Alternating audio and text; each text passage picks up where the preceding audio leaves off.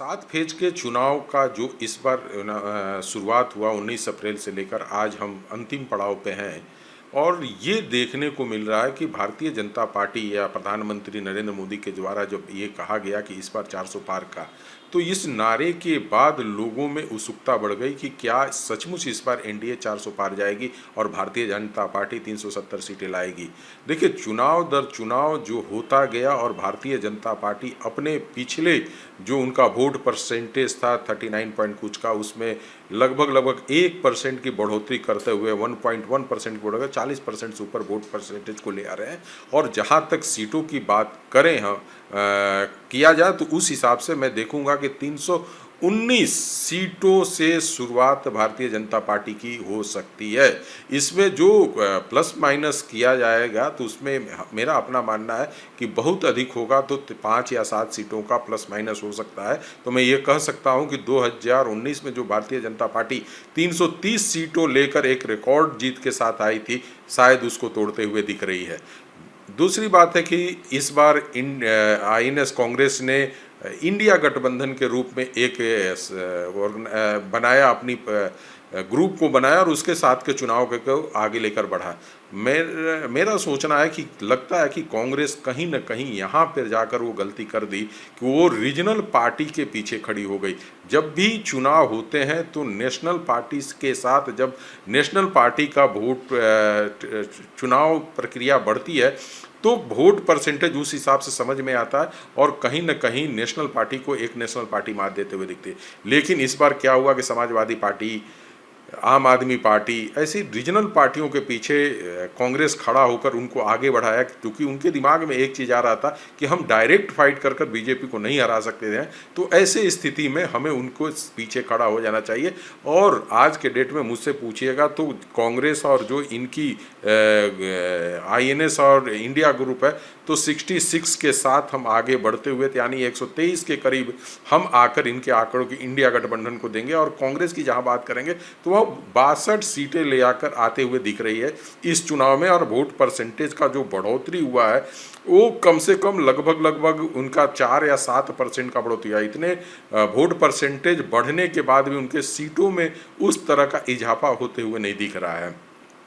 रही बात कि आखिर भारतीय जनता पार्टी, जहां पे देख रहे हैं कि उत्तर प्रदेश को चैलेंज माना गया, बिहार को चैलेंज माना गया, बंगाल और उड़ीसा को चैलेंज माना गया, तो मेरा मानना है कि जहां भारतीय जनता पार्टी को मुश्किल आ रही है उसमें कर्नाटका एक ऐसा स्टेट है जहां पे भारतीय जनता पार्टी हो सकता है कि पिछले चुनाव की अपेक्षा इस बार कुछ अपने सीटों का नुकसान उठाए। वहीं महाराष्ट्र में भी जो इतने अलायंस के बाद भी बड़ा कन्फ्यूजन बना हुआ और लगता है कि भारतीय जनता पार्टी को वहाँ भी कुछ नुकसान झेलने को मिलेगा। दूसरी बात है, जहां तक राजपूतों की बात पुरुषोत्तम रूपाला और उनके बारे में कहा गया तो इसका एक उबाल राजस्थान में भी देखने को मिला और राजस्थान के इस उबाल के कारण भारतीय जनता पार्टी को कहीं न कहीं राजस्थान में भी थोड़ी सीटों पर मुश्किल आ रही है। दूसरी बात, जहां तक भारतीय जनता पार्टी मध्य प्रदेश से शिवराज सिंह चौहान को जितनी जल्दी हटाने में उत्सुकता दिखाई, वहीं मनोहर खट्टर को हटाने में उन्होंने देरी किया और इसका खामियाजा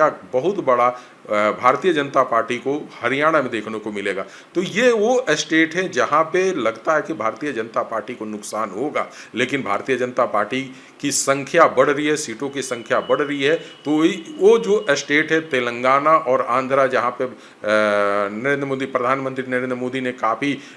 उन्होंने सख्ती लगा रखा था और वहाँ पे एक जीत हासिल करने की कोशिश कर रहे थे। तो कहीं न कहीं मुझे इस बार के एग्जिट पोल के आंकड़े में ये साफ दिख रहा है कि तेलंगाना और आंध्रा, ये दो स्टेट ऐसा है जहाँ पे भारतीय जनता पार्टी अपने अलायंस के साथ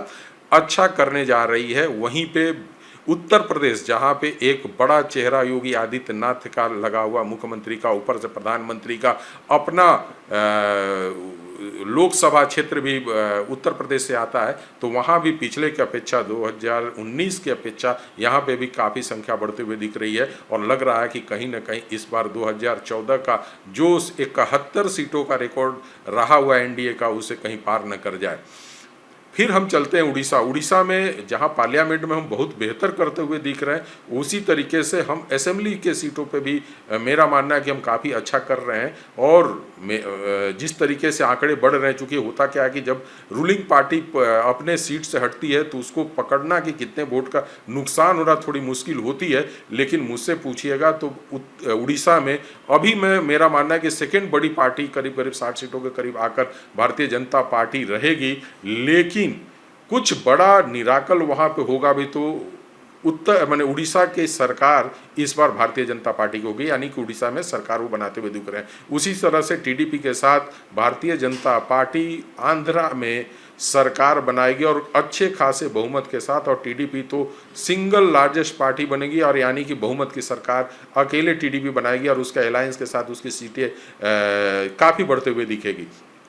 तो लगभग इस बार चुनाव में वही स्थिति दिख रही है जो 2019 में दिख रही थी कि भारतीय जनता पार्टी का जो चढ़ाव दिख रहा था, इस बार भी चुनाव में ये चढ़ाव दिखते हुआ।